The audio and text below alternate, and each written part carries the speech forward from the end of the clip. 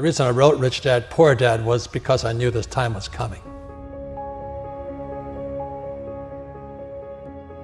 And we have, as a world, have never been here before.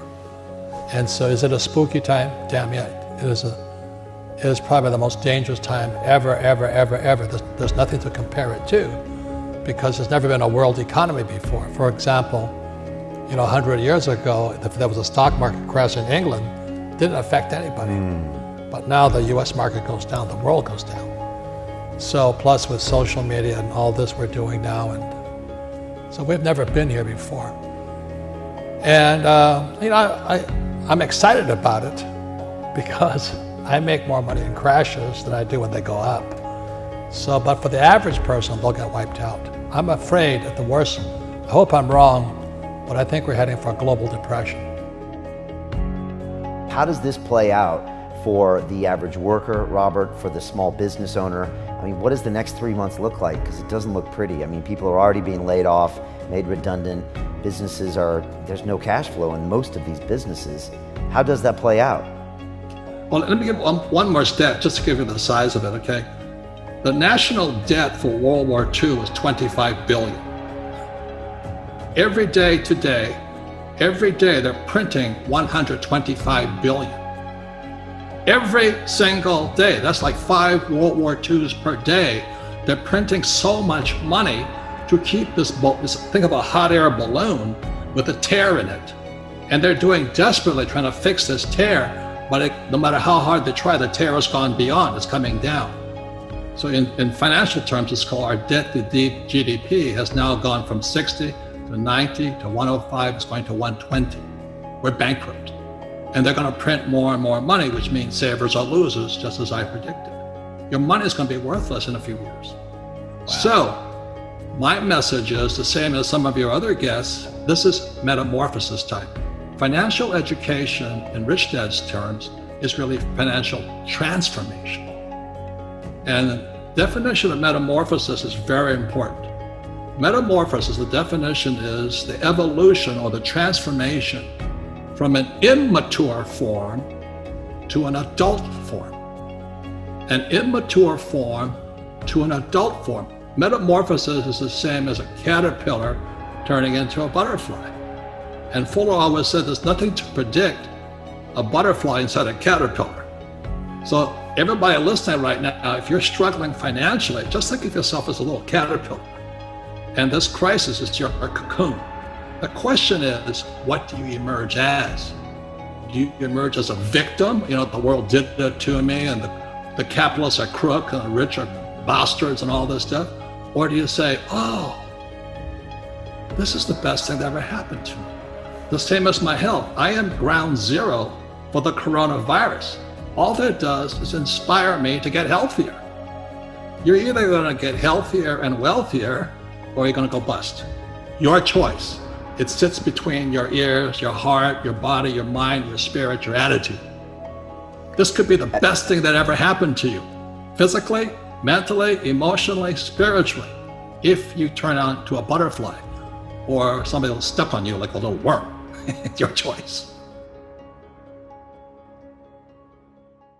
Now, if you're in trouble today, my message is not so kind. This is hard talk, not happy talk. The crisis is in your head. Now, that's the bad news. The good news, you can change the crisis by changing what's inside your head. And so I hate to brag, but I'm doing extremely well financially today because as I was warning everybody, this crisis was coming. But it would be irresponsible of me to warn people of the crisis and not personally make changes myself. So right. The good news is the crisis is in your head. The bad news is in your head. The most important thing you can have now is not job security, but meaningful work. So you and I don't need the money, but our work is meaningful. And it's our meaningful work that gets us through the hard times. So the good news is my company is sold out. We cannot keep up with product. The bad news is the supply chain shut down, but that's a good problem. We have tons of cash. I have gold, I have silver.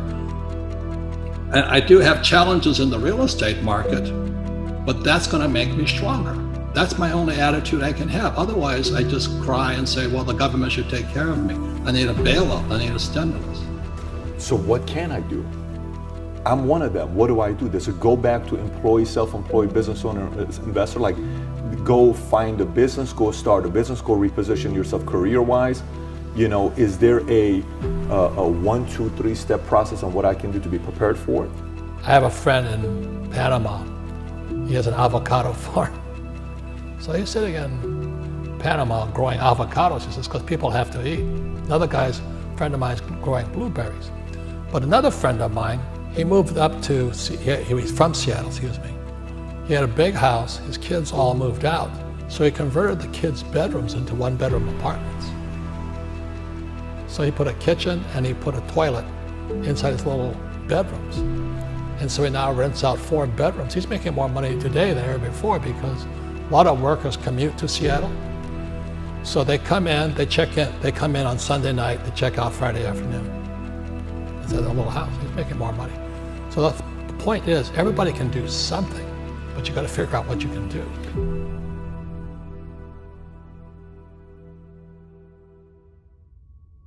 Well, the reason the rich don't work for money is number one expense is tax.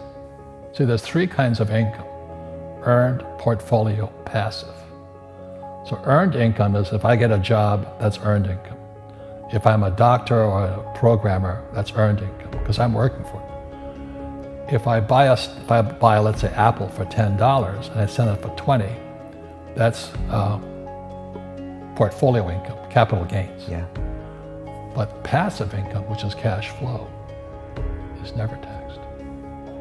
So it's not, and so these guys are screaming right now in America, tax the rich. I said, good luck. Because most of the guys complaining, they don't know there's 3 kinds of income. And the rich don't have jobs anyway. They have assets.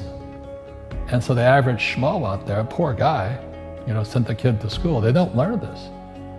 So that's why in Fake, as you were talking about it, there's a newspaper article about Jared Kushner, and he explains how the Trumps and the Kushners don't pay taxes and make millions of dollars. And the reporter couldn't understand him because our schools will never teach you that 3 types of income. And they judged him and say they're wrong and it's cheating. And we see that over and over again. Amazon not paying taxes. What do you say to people when they come up to you and say, Robert, it's not fair. It's not fair they're not paying taxes. Well, there's always 3 sides to a coin, heads, tails, and the edge. So which side of the coin are you on? From my side, it's fair. But this is the difference. Everybody can do the same thing I do because the tax laws are for everybody. We don't say, well, the tax laws are only for the rich. No, the tax laws are for everybody to use if you have the right financial education. And the reason I'm an advocate of financial education, without that education, you have to pay taxes. You see, very few people will buy what I do, make $1 million and pay 0 tax. That takes, and my rich dad taught me that playing Monopoly. That's how it started, 4 greenhouses, 1 red hotel. Or the McDonald's formula, I write about it here. McDonald's, Ray Kroc. Yeah. McDonald's is in the real estate business. So they sell hamburgers, but they buy real estate, so they pay no taxes. This guy Bezos, he's $16 billion. How much tax did they pay on that $16 billion? 0. And that's all legal. Anyone can do it. Everybody can do it. But most people lack the education. Correct. So Jared learned about money when he was a kid by watching his father, by watching these people invest in real estate, and said, wow, not only do you get to make the money, you get to keep the money. That's a big problem a lot of people don't understand. They, look how much money I made, but how much did you keep? Because that could be half. How much tax did you pay? And so you always say, this is the law. The law is true for every citizen. You can do it, but most people just don't do it. Sometimes, like you said, they don't have the education, but you need to have a plan if you're gonna go do risky things.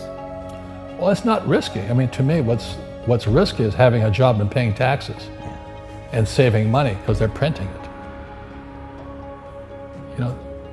That's the worst thing of all. And that's why there's fake money, fake teachers, because the teachers will never, they don't know it.